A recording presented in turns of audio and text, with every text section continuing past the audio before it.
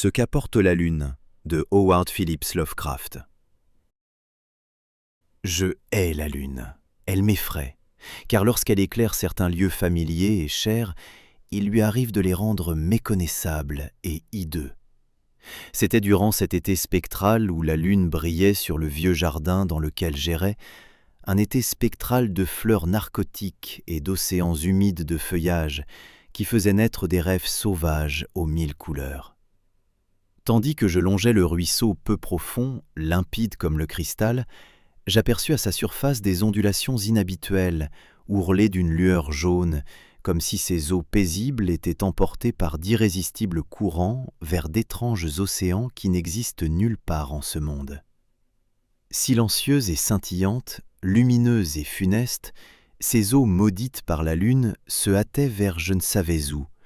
Cependant, depuis les rives enfouies sous les frondaisons, des fleurs de lotus blanches voltigeaient une à une dans le vent narcotique de la nuit, puis tombaient désespérément dans le courant. Elles tournoyaient d'une manière affreuse sous le pont voûté et sculpté, tout en regardant derrière elles avec la sinistre résignation de visages morts et sereins.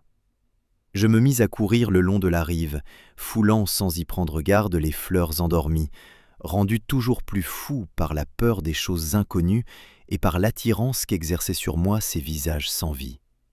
Je vis alors que, sous cette lune, le jardin n'avait plus de fin, car à l'endroit où se dressaient les murs pendant le jour, s'étendaient désormais de nouvelles perspectives d'arbres et de sentiers, de fleurs et de buissons, d'idoles de pierre et de pagodes.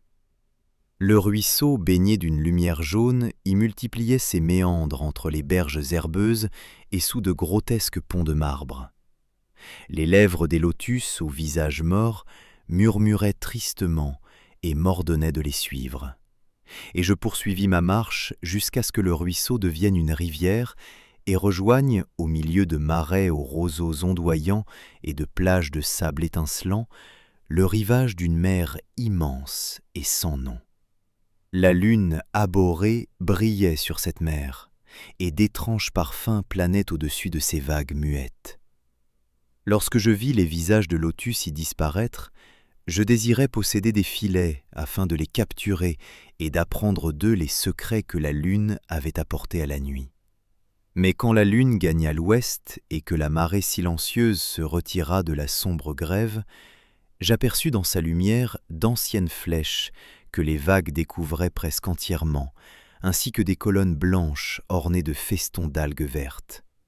Comprenant que tous les morts étaient venus en ce lieu englouti, je me mis à trembler et ne souhaitais plus m'entretenir avec les visages de lotus. Pourtant, lorsque je vis au loin, sur la mer, un condor noir descendre du ciel afin de chercher le repos sur un vaste récif, j'aurais volontiers voulu l'interroger et lui demander des nouvelles de ceux que j'avais connus de leur vivant. Je le lui aurais demandé s'il n'avait pas été aussi éloigné, mais il se trouvait à une telle distance qu'il disparut entièrement à mes yeux lorsqu'il approcha du gigantesque récif. J'observai donc la marée se retirer sous la lune déclinante, et je vis étinceler les flèches, les tours et les toits de cette cité morte, ruisselante d'eau. Tandis que je contemplais ce spectacle, mes narines tentèrent de se fermer pour échapper à une puanteur qui triomphait de tous les parfums, celle des morts du monde entier. Car, en vérité, dans ce lieu introuvable et oublié, toute la chair des cimetières s'était rassemblée afin que des vers marins boursouflés puissent la ronger et s'en repaître jusqu'à satiété. Au-dessus de ces horreurs, la lune malfaisante pendait désormais très bas, mais les vers gonflés de la mer n'ont nul besoin de lune pour se nourrir. Et tandis que j'observais les remous qui révélaient leurs contorsions sous la surface, je sentis venir un nouveau frisson depuis les lointains vers lesquels le condor s'était envolé, comme si ma chair avait perçu l'horreur avant que mes yeux ne la découvrent. Et ce n'était pas sans raison que ma chair avait tremblé, car lorsque je relevai les yeux, je vis que les eaux s'étaient retirées très loin, révélant une grande partie de l'immense récif dont j'avais déjà aperçu le bord.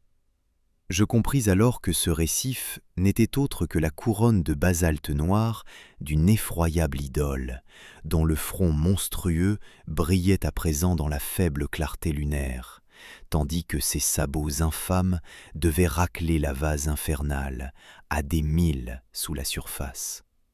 Je hurlais, encore et encore, de peur que le visage dissimulé ne surgisse au-dessus des eaux, et que les yeux cachés ne se posent sur moi après le retrait furtif de cette lune jaune, grimaçante et perfide. Pour échapper à cette chose implacable, je plongeais avec joie et sans la moindre hésitation dans les eaux peu profondes et pestilentielles, où, parmi les murs couverts d'algues et les rues englouties, de gras vers marins se repaissent des morts du monde entier.